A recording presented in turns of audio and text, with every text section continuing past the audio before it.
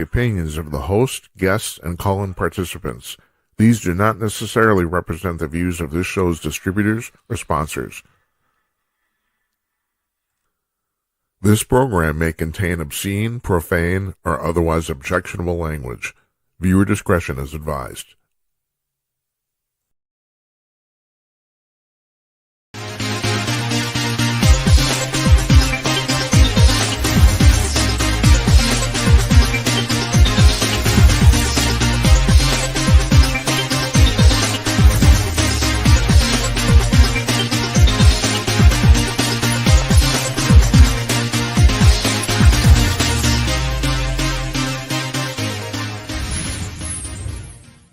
Howdy ho, everybody. Coming to you cordless from glamorous Minneapolis. It's Monday night, April 20th, 2026. I'm Jim Peters, and welcome to another edition of Jim Peters at Night.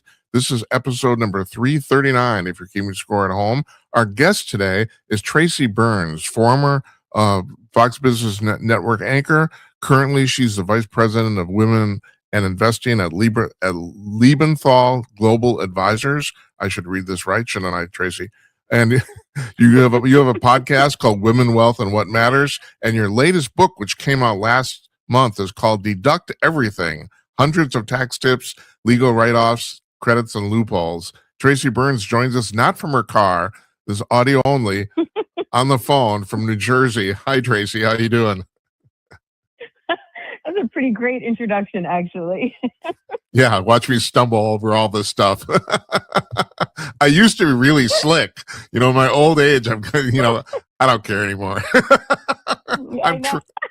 I'm trying. It's all good. That's all you can do. So, Tracy, I plowed through your biographical information, and this really struck me. You're Sicilian, and you grew up in northern New Jersey. Could you be more stereotype? It's like, what the hell? What was that like? And I'll also tell you, I drove a Camaro with T-tops, and I went to an all-girls Catholic school and used Aquanet. No, I am really? Quintessential North Jersey Italian. Oh, my God. Unbelievable. Yes, I know. Well, please take this as a compliment. You look like an Italian chick, but I mean that as a compliment. So, so you started your career as an accountant, right? And at some point, and matter of fact, let me just throw this out. At some point, the firm you ended up doing stand-ups from Wall Street, and somebody basically in the office, I'm sure, said, let Tracy do it. She'll look good on camera. Is that what happened? So I joked that I tripped and fell, and when I got up, there was a camera in front of my face. I was an accountant. I worked for then Ernst & Young. Now I think it's just EY. Really wanted to be a writer, found financial journalism based on my experience. So I was able to write about taxes and accounting.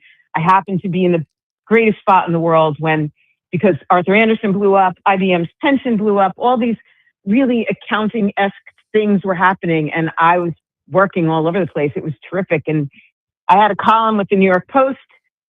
Fox picked it up, said, could you come on TV? And at the time I was pregnant, but whatever. I finally said, okay, once I pop this baby out, I'll come. And that's how it all started. So that's how I ended up on TV, through being a financial journalist. And you were very good at it too. So I read this column where you explained why you got out. You want to talk about that? Yeah, because I appreciate you reading that, actually. There was at the time, this is like back 2016-ish, I'm trying to figure out what's next. And I really started talking to amazing women that I looked up to. And the common theme was that no one really had a place to go or a person to talk to about their money. Women were at it, I love white men. I'm been dating one for 15 years. So with all due respect to white men, these women were saying, we don't want to invest with another white guy. Where are the women? Why can't we find female advisors out there? And that's when it clicked for me. And that's how I got into it. Took all the tests, interviewed everywhere, ended up at UBS because at the time they were one of the first firms really focused on women. I've since left because being independent is better. Well, yeah. In some ways, I mean, what happened to you kind of happened to society, didn't it? Didn't all the women look around and say, where are the women about 15, 20 years ago? Yeah, exactly. Exactly. I mean, now there's a lot more female advisors out there, a lot of great ones out there, but there's still a shortage. And I'll tell you, the transfer of wealth from men to women over the next 10 years is anywhere from like 30 to 50 trillion dollars. So one, we need more women advisors. And two, we need women to truly start to empower themselves and understand the money that's coming into their hands. Because there's so much, I mean, I don't care if you're philanthropic, political, whatever, you can change policy, you can make the world a better place. Just learn what to do with the money that you're about to come into. Tracy, women aside, isn't that I mean, I'm harping on this all the time, the fact that we're the most capitalist country in the world and we don't even teach basic economics in high school. It is astonishing how little most people knew about money, which is the reason I'm having you on. I have people, I have a lot of economists on the show because no one talks about money enough, I think. Oh, 1,000%. So of course I have the greatest children in the world. And my fabulous children are also the smartest people in the world. They were accounting and finance majors. When I tell you they didn't know how to write a check, they didn't know the difference between a 401k and a Roth. They did not know how to fill out a W-9 when they got their first jobs. So I'm not sure what I paid $1 billion for them to go to college and learn. We don't teach any of this. We don't teach these kids how to budget. And in this day and age, especially when you can Apple Pay your life away, they truly do not get the concept because they don't touch and feel like we used to. You know, I'm old enough to remember putting money in different envelopes to save for different things. That's what my mother made us do, right? Here's your Christmas envelope. Here's your envelope for your, right? I want a new pair of roller skates. Like they don't have any of that. They don't have any of that today. I'm a first generation American. Are you? I'm second. Second. Yeah, no, I know. It's like, it was a different world, but life has become more complicated. And maybe that's not a bad thing, but you were even talking about college. I was referencing high school. We should be teaching this stuff in high school, let alone college. It's really terrible. It is terrible. And we could be teaching it in grammar school, quite frankly. We should just be teaching it and instilling this whole notion that money's not free. You have to earn it in order to spend it. And when you spend it, you have to make smart choices. And I think, social media has made a mess of that. And this generation has very different views of what's important. Well, funny you should mention that in this column I read, and I pulled this quote out. You said, between fake news and the rush to break news, the art of journalism is dying a slow death. I couldn't agree more. My thing, of those two things, believe it or not, I think the rush to break news is actually worse. I don't see what the hurry is. I've never understood. This is not a journalism program, Tracy. I do not consider myself a journalist. But I've never understood what this whole thing about scoopy news is about. So you beat somebody by 2 minutes, big freaking deal. I don't know. Right. And oh no, by the way, you got it wrong. In the rush to get it out first, it was a thing. So I grew up in journalism. When having a magazine job was the most coveted journalism job on the planet, to the internet. And I was one of Jim Cramer's first employees on TheStreet.com when he was doing this thing on the World Wide Web. When I came home to tell my mother, she was like, "Oh, so you don't have a job still?" She didn't even believe I was writing. Yeah, I said no idea. So I've seen the gamut of it, and it was the internet that made it so ferocious, because otherwise you just go to print at night and you wake up in the morning and there's the news. Yeah. It was the internet that created this need to be first, and to your point, not always accurate. And so really, seriously, do we need to self-discipline ourselves here and just do it the old way, even though we don't have to anymore? What do you think the answer to this is? No one carries cash. There used to be a time, right, where you took out your cash that you would spend for the week, and then when the money ran out, the money ran out. It doesn't feel like money runs out anymore. But I will say there's some great apps out there, like that kids could be using. There's budget apps that people should be using. I have a lot of divorce clients, and they have no idea when they're going through the divorce process how much money they spend. And so we have these come to Jesus conversations where we have to figure out money in, money out. And you'd be very surprised where you find what you're spending your money on. And maybe some of it could be cut back. I don't know. But it's just the knowing. That's the empowerment. Well, I know where my money comes from, and I know where it's going. Tracy, but do you think maybe that's even the problem? We've become so affluent as a society, like you said. A lot of us, we don't even know when or if we run out of money. I mean, is that? I mean, are we too affluent that's actually spoiling ourselves at this point? And don't get me wrong, I'm really for money. It's like I'm pro money. It's like I'm not saying we should have less of it, but I understand what you're saying. There's a lot of people out there, families, that don't even have to look at the bottom line. They could just spend, and they're very fortunate. And God bless, for many people, it does last. But for a lot of families, it doesn't last forever. You know, a business goes bankrupt, if somebody gets divorced, God forbid somebody gets sick. And then money starts to be used in ways that you don't want it to. And then all of a sudden, again, we have this come to Jesus, like, where's all this money going? How do we rein it in? And oftentimes it's during distress. And that's not when you want to be thinking about this. You want to be kind of sound mind and logical and not panicking when you're thinking about your inflows and outflows. Yeah, I have a friend of mine who's in finance and he's very affluent. And he told me recently, he says, Jesus, Jim, I just realized that when I retire, I need to keep my current lifestyle going. I need an income of $300,000 a year. Okay, all right. Well, right. Don't retire. I don't know what to tell you. Right. Exactly. I don't know either. Home Depot is always hiring. I don't know, but it's true. I think a lot of people are going to either have to change their lifestyles or keep working.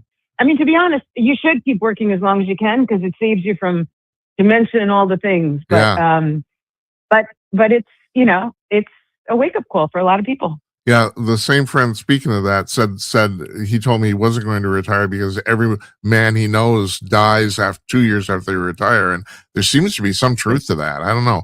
It's like, and we're getting off the topic here, but I don't care. People need a purpose. You know, they just do. And if your purpose is removed, and for most people it's working. I mean, I hate to say it, but you know, I don't have to tell you this. The vast majority of extremely wealthy people in the United States continue working even though they don't have to, you know? Yep, 1,000%. And look, you don't even have to stay in your job. Go find something that makes you happy. Go work the library if they still do that. I don't even know. Right. But do something, because if your brain stops working, your body stops working. And that, to your friend's point, I think happens. Yeah. There's no need for it these days, especially because you can work online from home and just keep your brain going, and you need the socialization anyway.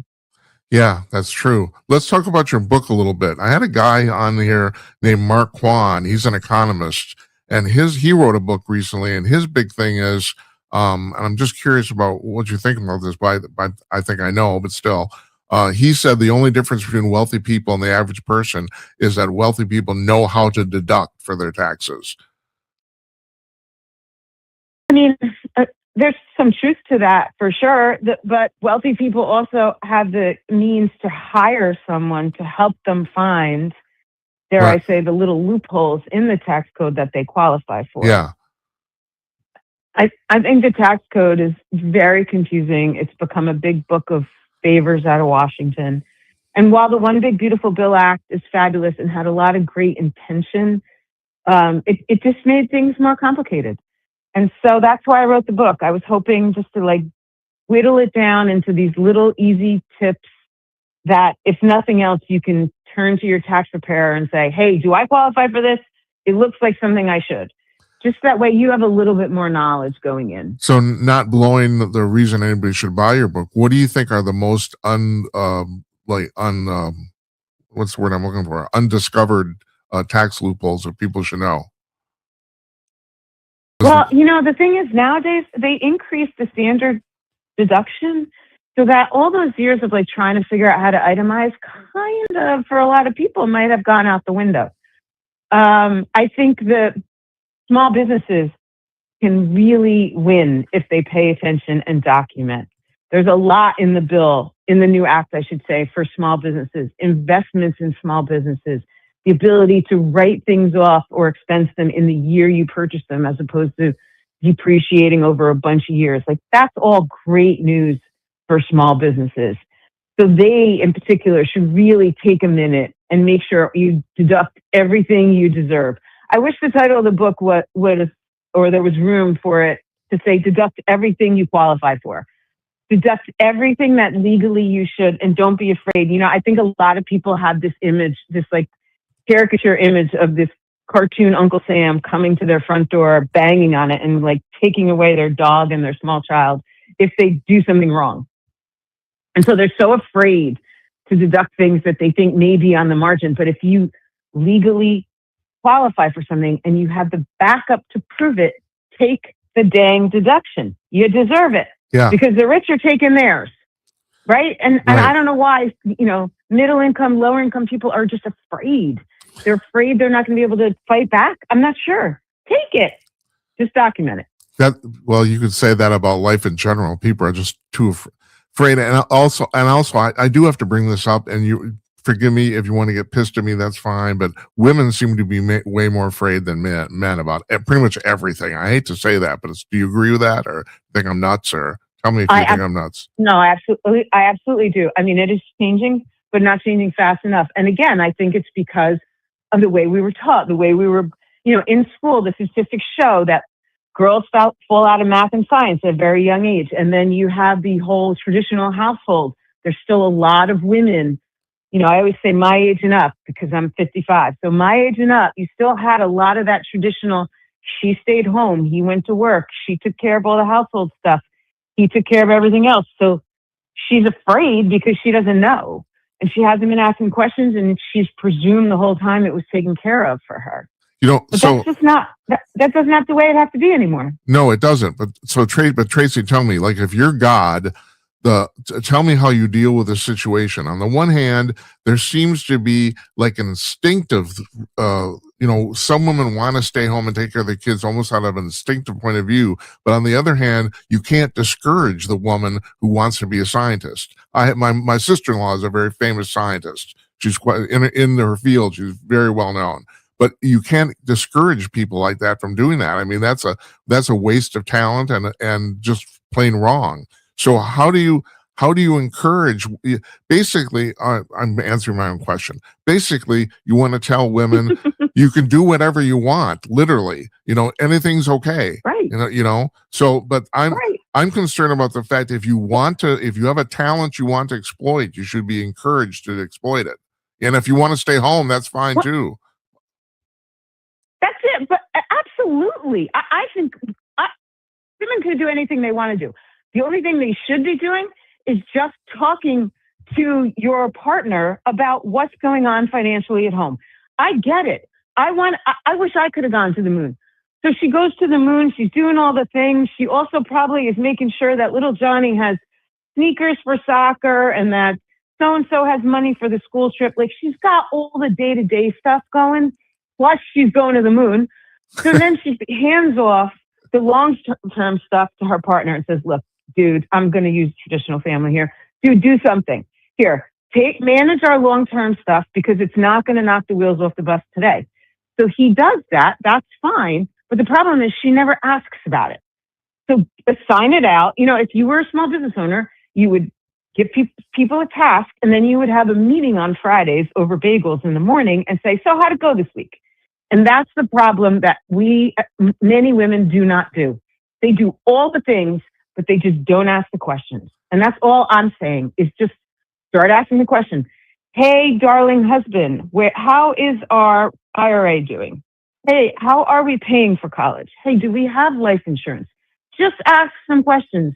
That's all you need to know. You do not need to know where Microsoft is going to close today. No one cares. Well, do you think, are men stepping up or not? It's like, what do you think is going on there? I think we're slowly starting to see it, especially with this whole, I mean, God rest his soul, Kobe Bryant, but girl dad, being a girl dad, they don't have sons, right? They want their girls to rise to the top and get out there and kill it. So that's starting to change. You have men in the workforce that have nieces and, you know, daughters coming into the workforce, they want everyone to support them. No man wants to hear that his daughter, who just got out of college and got a new job, is getting stepped on or hit some glass ceiling because of some old Joe Schmo down the hall. Yeah. So that's how it's going to start to change when it hits home.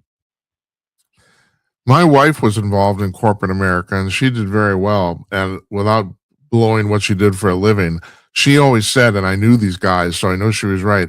She said the old guys were actually better and more fair than the younger men. And I've heard a lot of that from a lot of other people. Do you think that's true too, or? Well, I don't know, but my guess would be that if I'm an old bugger on my way out the door, I'm just trying to be nice to everybody. And it's the young people that are cutthroat, right? Yes. And the young people are just so cutthroat. They're so cutthroat. You're They right. don't care who you are. Look, there's a lot of women out there that are still that way too, quite frankly. And sadly, there's a lot of women that are still super cutthroat and don't want to help women succeed. But when one succeeds, we all succeed, and people have to start thinking that way. I read something where you kind of alluded to this, but I didn't really know what you thought the answer was. Do you think women are better at stock trading than men overall, generally? So we're not, I'm speaking in generalities, not nearly as impulsive, way more conservative. A man will take a cab ride to lunch and somebody will say, hey, you should put X amount of dollars on this because it's going to hit it. And he'll walk inside, call his advisor and make that call. She would probably never do that. She's way more worried that there's going to be money left if, God forbid, something happens to the kids. I mean, to her, are the kids going to be taken care of? So she's much more thoughtful. They do say, and studies have shown, that over the long term, women do better in the market. I know that's true. I know you're right. That's right. Right. They're not buying and selling and churning and like getting in and out and jumping on things. So they're much more careful. That said, I also think because they are more conservative, they miss a lot. Like there's a lot more women that are sitting on cash saying, well, I don't know what to do. The market's really crazy. What if he tweets out again and we go to war? And so then that creates inertia. That's not great either. Yeah. Yeah. Well, I mean, it's just obvious. Anybody who knows anything about odds know that if you're going to take more risks, the chances of you succeeding are greater, but also the chances of you failing are greater too.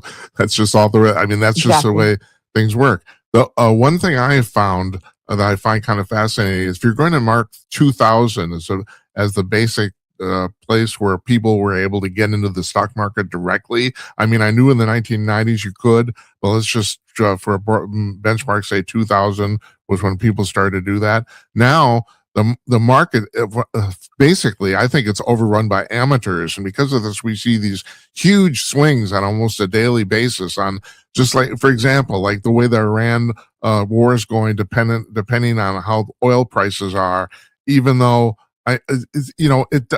What happened yesterday in the last 24 hours probably is going to have any effect in the next 2 weeks. I don't know. You know what I'm talking about here? Am I just wrong about this? Yeah.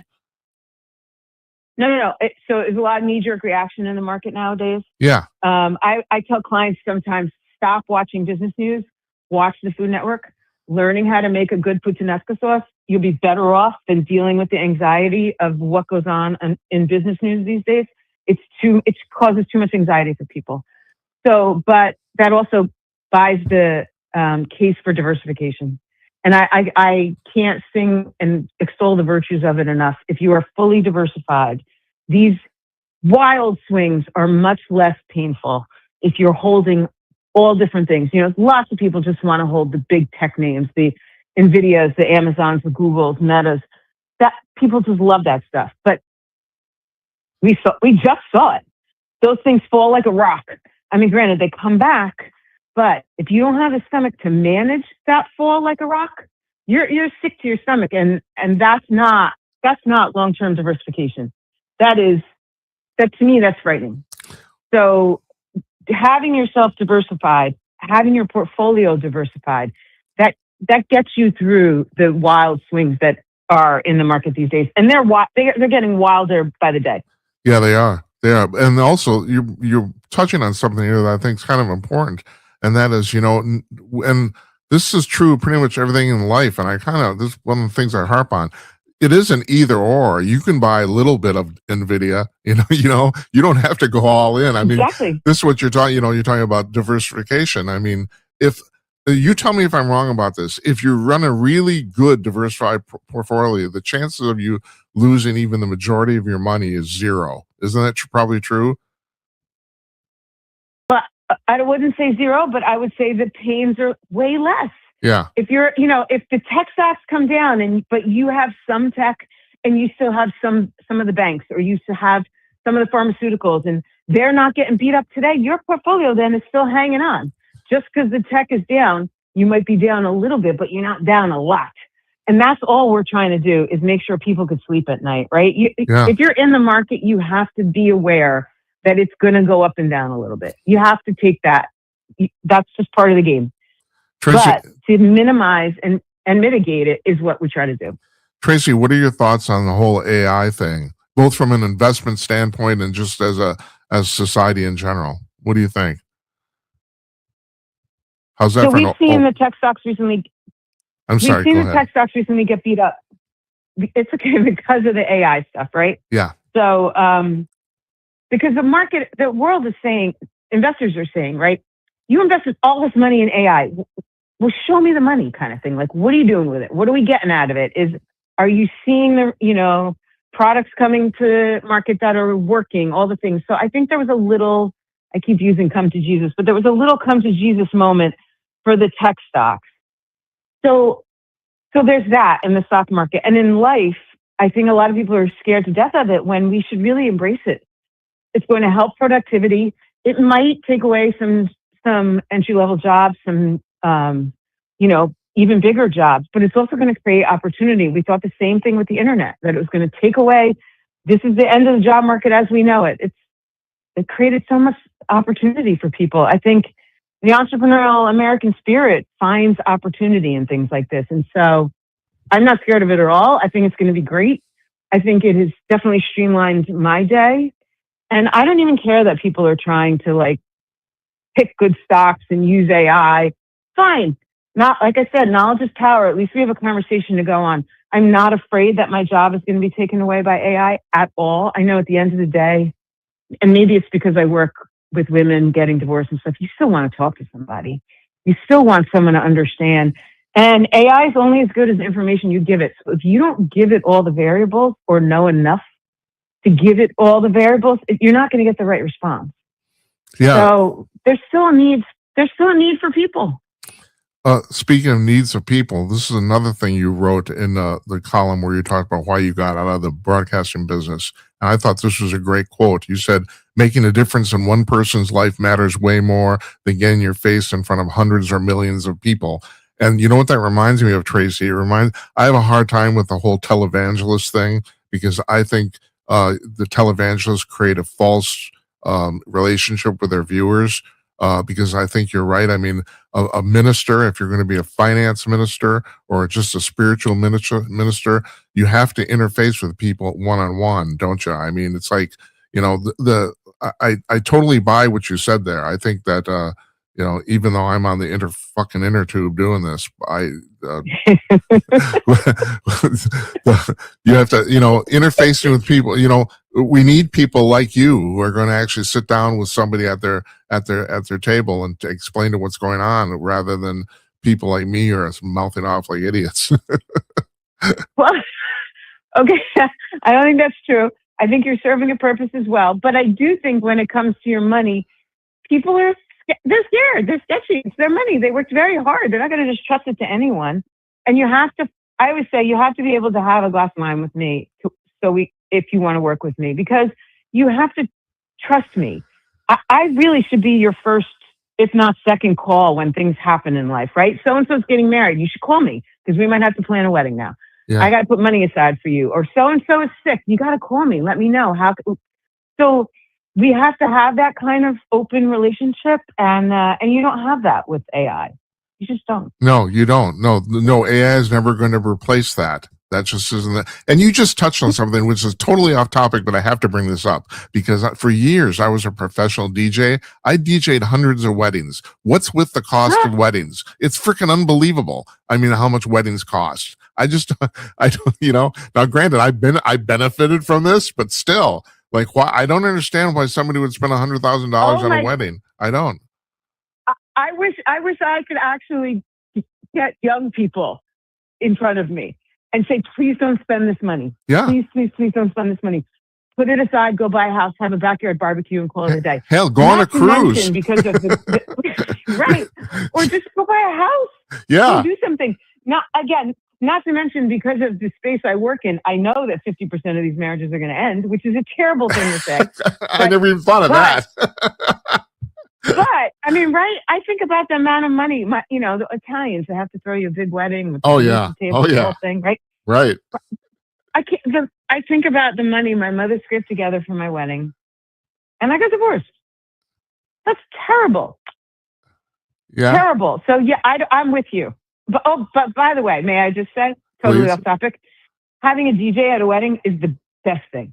Best thing. Like the whole band thing. I don't know why people do that. With all due respect to wedding bands. Well, that's having a DJ at a wedding, so fun. I actually totally agree with that. I'm a musician, so I love bands. And every once in a while, I say, you put me out of work, but no, at a wedding, it's better. It's better to play music people actually knows than the band that whatever.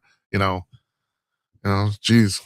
I said, if we're playing a Frank Sinatra song, Frank Sinatra has to sing it. That's right. Thank you. And there you go. That was. You said that way better than I could.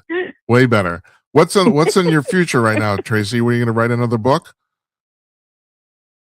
I'm thinking about it. I'm actually, based on our conversation, really thinking about writing something for women in financial planning, investing, how to empower them. I also would love to figure out how to infiltrate our school system and do something for the educational system.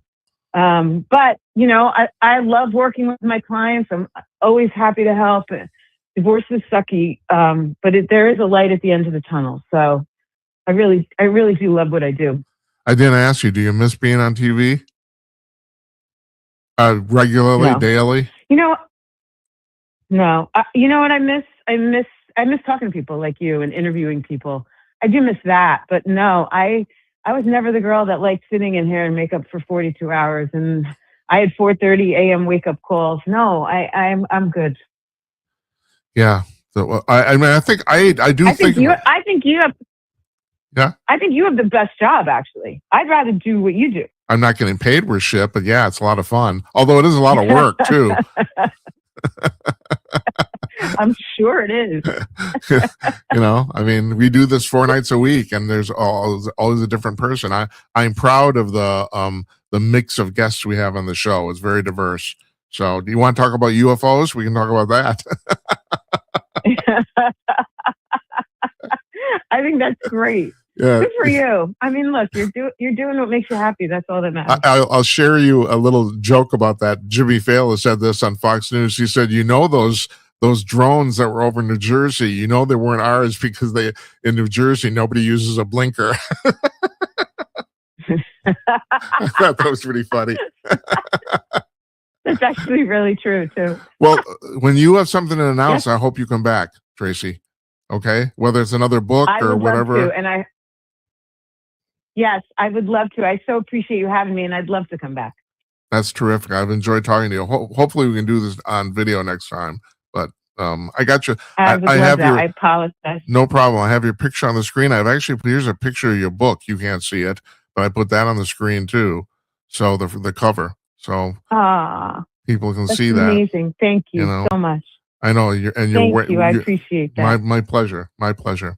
Yeah, you take care of yourself. We'll talk to you soon, okay? Yes. Thank you so much. Thank you. We'll see you.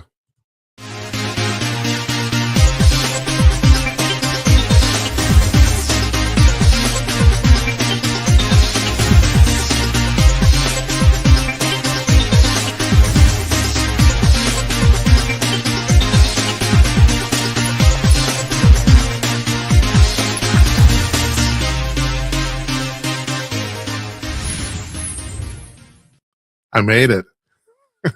I got stuff going on here.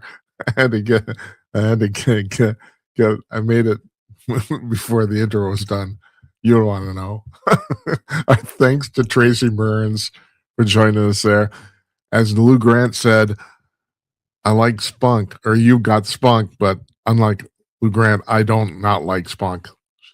She's a really cool woman and good advice too. So welcome to Footnotes for Monday, April 20th. Before I go on here, I want to tell you who we got coming on the show for the rest of the week, and I better check. Tuesday, tomorrow, the 21st, our old friend Murray Sabrin is here, the famed economist. He's got an institute named after him. That's how famed he is. But he started a new podcast. Now, you have to understand, if you haven't seen the show before, not much, in the various incarnations we've done of this over the last 6 years, he has probably been our most frequent guest. He was the very first guest on our very first show on July 31st, 2023. And we bring him back for special occasions, but he's coming back tomorrow because he has a new podcast. I can't remember what it's called. Of course, I should have written that down. We'll talk about that tomorrow, though. We're talking about his new podcast tomorrow. He's coming on tomorrow, Tuesday. Wednesday, Mike Arnold is joining us, and he's written a book. And unfortunately, I did not write down the title of the book because I don't know what the fuck I'm doing. That's why. But I can tell you what it's about. It's about Christian genocide in Nigeria. And that may sound boring to you, but there's two facts you have to know. And that is, first of all, I did not know this. Nigeria is the 6th largest country on earth. And secondly, they have killed more Christians in like the last 20 years than pretty much the rest of the world combined. They don't like Christians, and they kill them. So he's written a book about that. We're going to talk about that. On Thursday, Jimmy Connors is going to join us. He's the host of the UAP Files podcast, and we're going to talk about all things UFOs. And also, I think our friend for the second half, I think our friend Think is joining us too, to talk more about AI. So yeah, that's our week this week. Yeah, I'm not taking a day off. Everyone says, excuse me. Everyone says I'm like Carson. No, I'm not. No, sometimes I have to take a day off. So, and there's no one here else to do that. We run a rerun. It's like just like TV. Yeah, whoop-de-doo. All right, so we got footnotes for tonight. First thing I want to talk about, very first thing, because this was announced about 5 p.m. Eastern time this afternoon, and that is Tim Cook is stepping down as CEO of Apple Computer.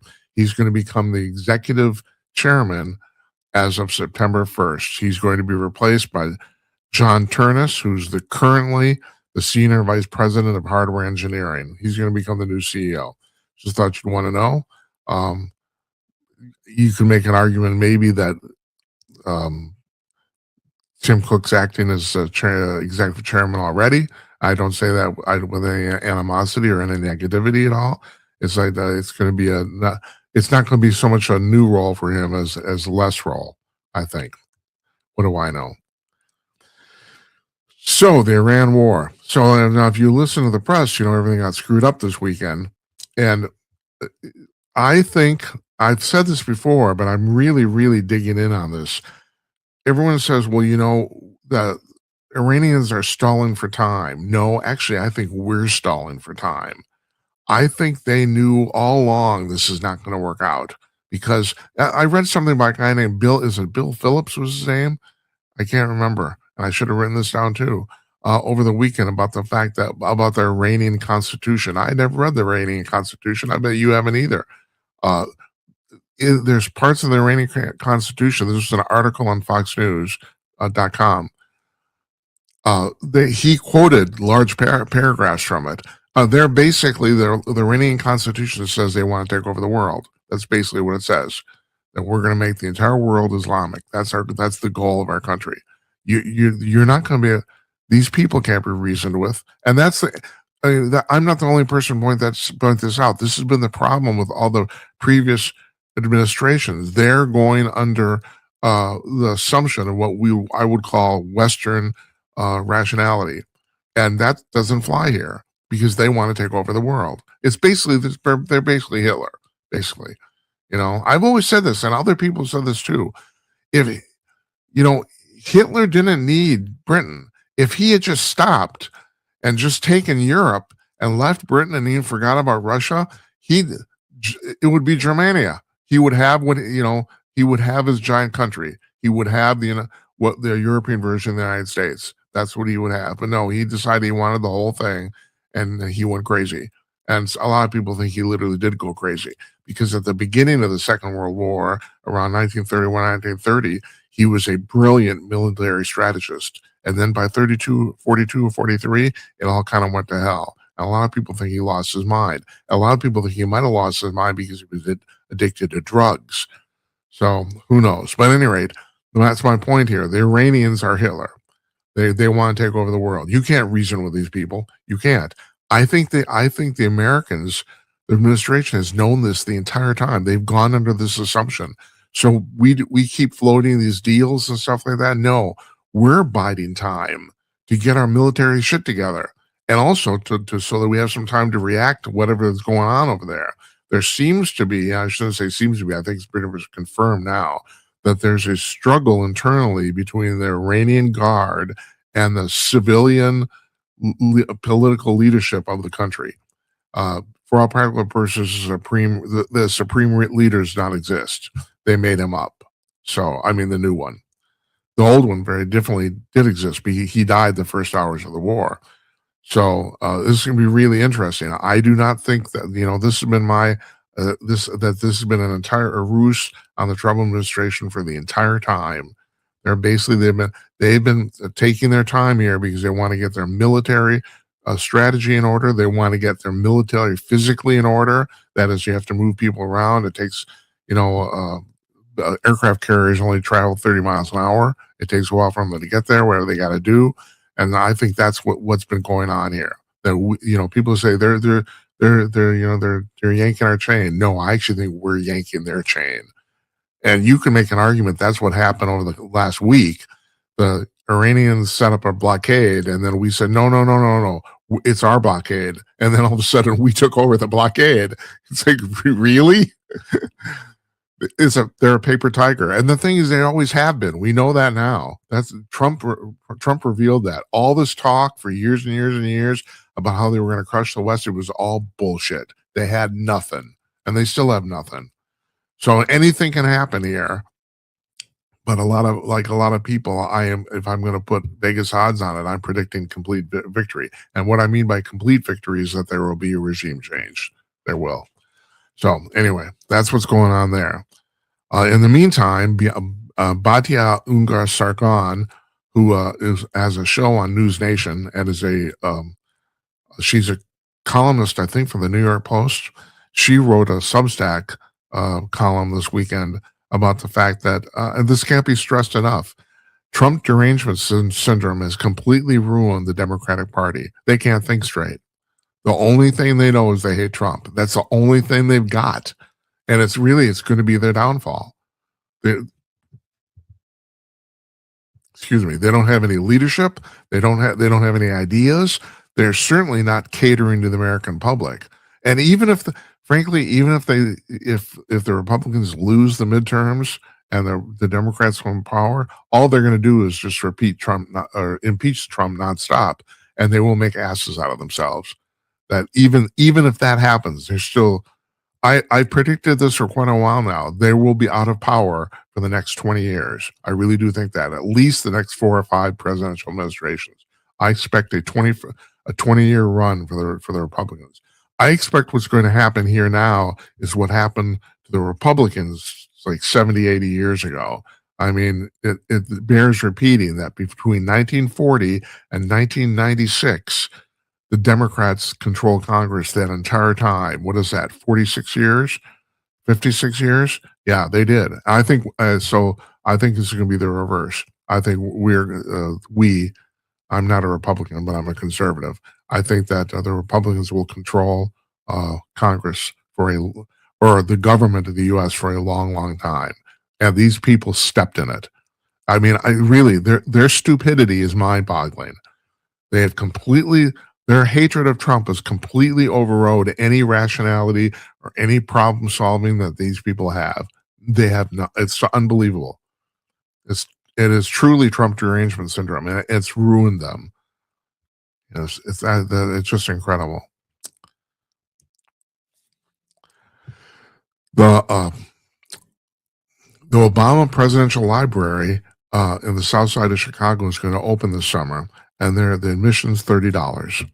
Now, it's so far, if I have this correct, they're the only presidential library that will charge an admission. And on top of that, and this is the part I have to mention, because this bugs the shit on me, that is one of the ugliest buildings I've ever seen. I mean, it's like deliberately ugly. I don't know if you know anything about architecture. It's called brutalist architecture, which is not brutalist architecture. Didn't start out. It came out after the Second World War. It didn't start out to be deliberately ugly. The idea was to not adorn anything. Basically became the Soviet architectural style. This building is so hideously ugly, and it's so tall. I mean, it sticks out like literally like a sore thumb coming out of it's in a park. Is that Lincoln Park or Jefferson Park? I can't remember. It's just it's almost like Obama himself was saying "F you" to the public. It really is. It's I don't understand this. I don't understand how yeah, it's modern. It's ugly modern. Just because something's modern doesn't mean it's ugly. Just because something is traditional doesn't mean it isn't ugly. I mean, it's like this is a very, very ugly building. It's a blight on the skyline of Chicago, and it's like he could have done anything he wanted, and he okayed an ugly building. And I don't know if that says something about his personality. I don't. I have to mention that. The thing about the charging for admission, yeah, that's pretty crass, I think, per se. And also you have to bring out the fact that this building would way over budget. I think the last count is going to cost cost $860 million, which is absurd. And the thing is, this is a part where Trump's a builder by profession, so he knows about this crap. So much stuff is Mamdani is opening up his first grocery store, government-run grocery store in New York City. And to build the grocery store, he's planning 6 of them. This is the only one they're building where they're actually building a building. The others are taking over buildings that already exist. But in this one, the first one, they're building this building from scratch. It's going to cost $30 million, 3 times what even a luxury grocery store costs.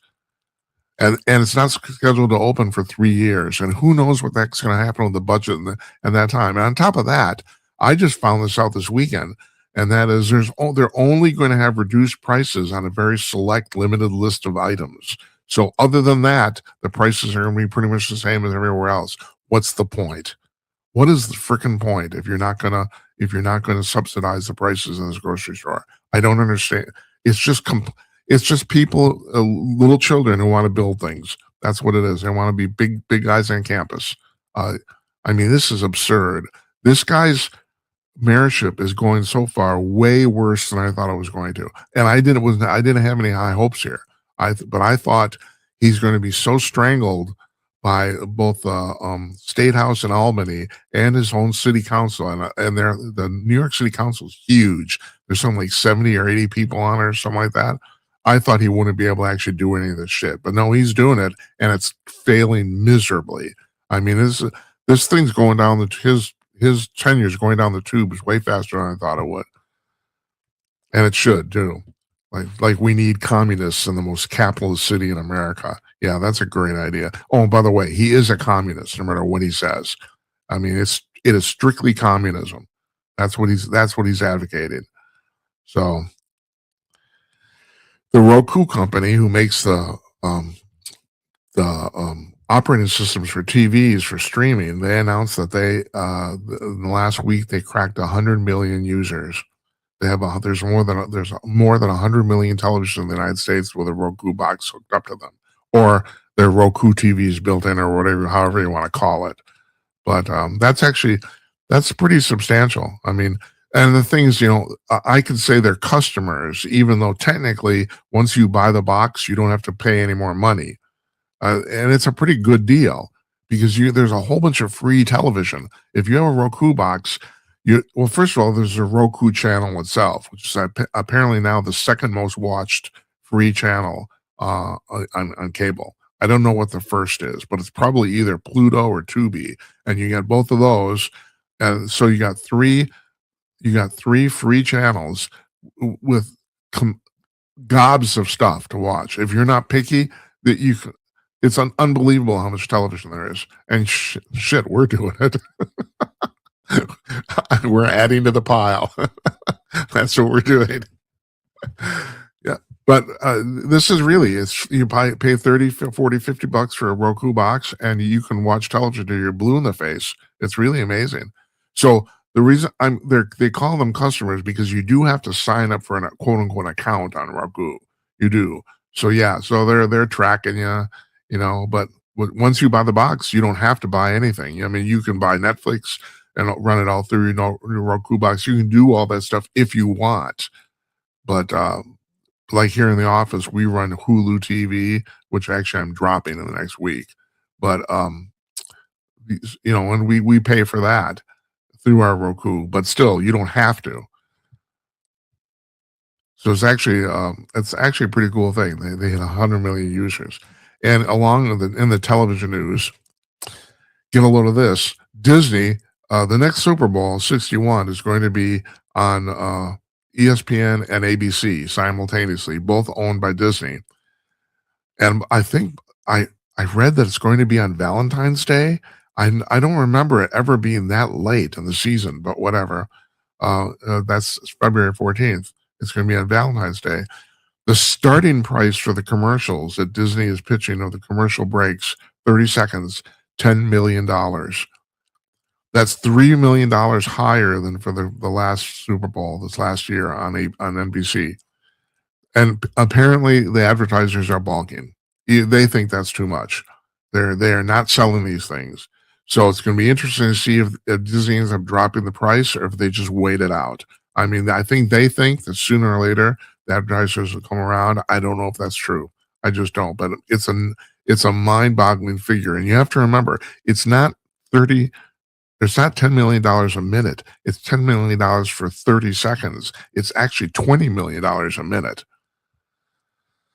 But it's really funny how this works. There's all this television, that's available, just like we were talking about. But because there's so few things that draw America together as a country, as a society, and the Super Bowl is one of them. So they can charge with all this television. The price for ads on the Super Bowl are going up, not down.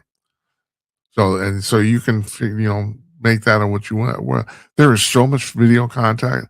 It's unbelievable. Yeah, I'm at another pile. I am. The one thing that I'm going to say here, as a matter of fact, I don't know if you see this online, drop a comment or something on TikTok or YouTube or something about the fact that I think that, and I was reading a column in one of the trade magazines about this weekend. I think audio only podcasts are basically dead. I do. I think that's so much of the podcast world is coming along to turn around to video that I don't think audio only is going to cut it anymore.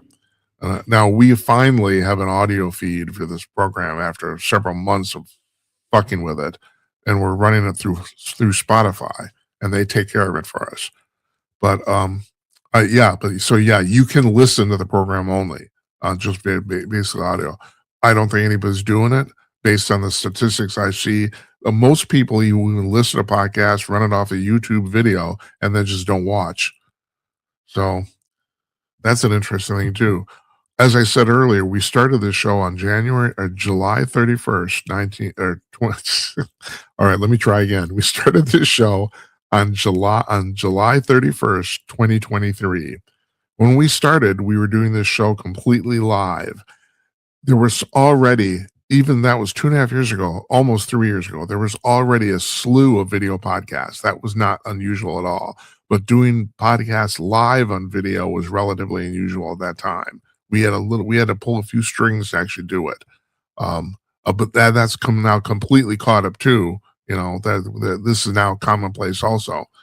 So it's going to be kind of interesting how that works out. OpenAI has just announced that they've built what they call a sandbox for AI, which means that you can run your AI and it will not get out and take over the world like it wants to. because apparently it does. And here's a corollary to this story. Winton Hall, the guy who wrote the book Code Red on AI, which just came out, he says that that one of Anthropic's AIs threatened to blackmail CEO for because they wanted to turn it off. And apparently, it's Hal from 2001. That's what it is. Open the pod bay doors, Hal. I'm sorry, Dave, you forgot your helmet. I'm gonna kill you. That's what we got going on here, you know. So in the meantime, Dan Schulman is the CEO of Verizon, and he says what I've been saying for a long time, and that is, and also Tracy talked about this in the interview that you just watched, Tracy Byrnes, about the fact, she says that she, and I didn't want to stop her because I'm not really arguing with her. I mean, she's a guest. I want her to get her point of view out. She thinks that, as a lot of people do, the common perception is that, like, historically, technology has never replaced people. It's people moved around, but generally it's increased productivity, and in the long run, anyway, employment has stayed the same.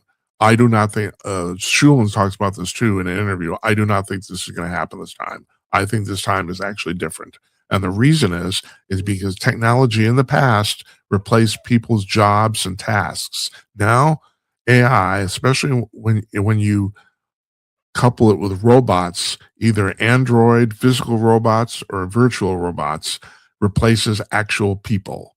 That's the difference. And I think we are going to see massive unemployment in this country in the next 5 to 10 years.